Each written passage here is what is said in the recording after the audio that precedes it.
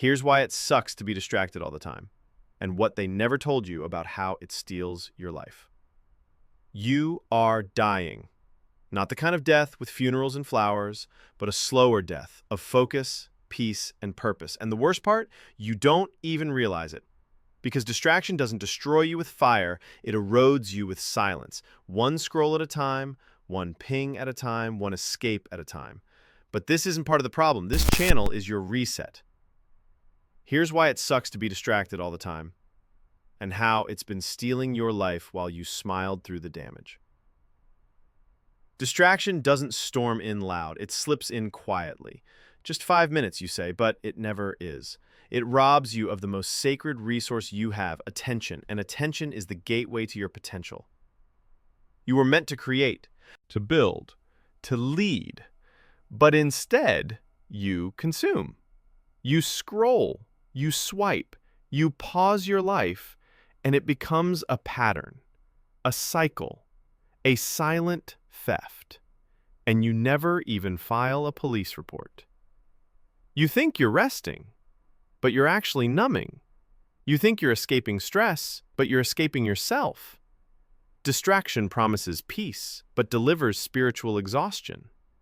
When you avoid your own thoughts, your own purpose, your own growth, you lose the battle before it begins.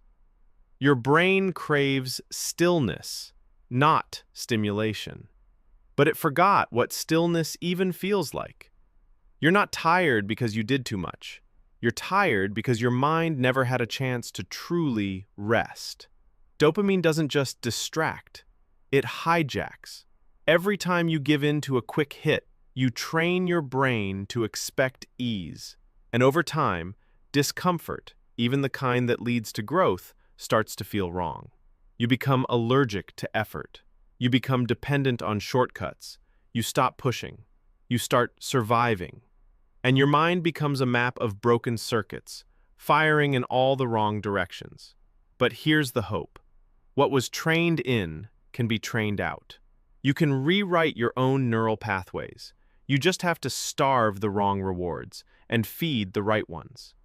You weren't born scattered. You were born focused, alive, and full of potential. You were curious, creative, connected. You had vision.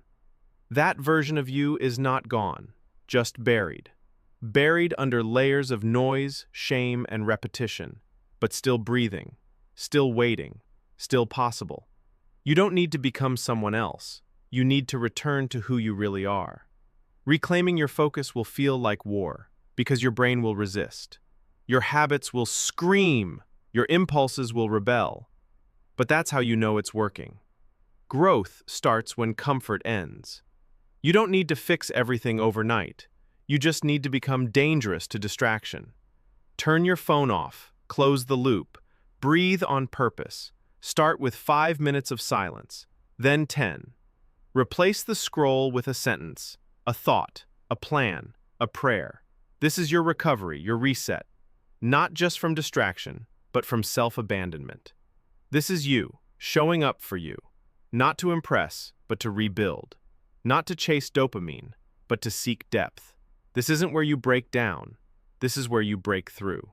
If nothing ever seems to change in your life, it's not because you're broken. It's because you're still showing up as the same version of you. That's what the next episode is about. Watch. Why it sucks when nothing changes, and it's always your fault.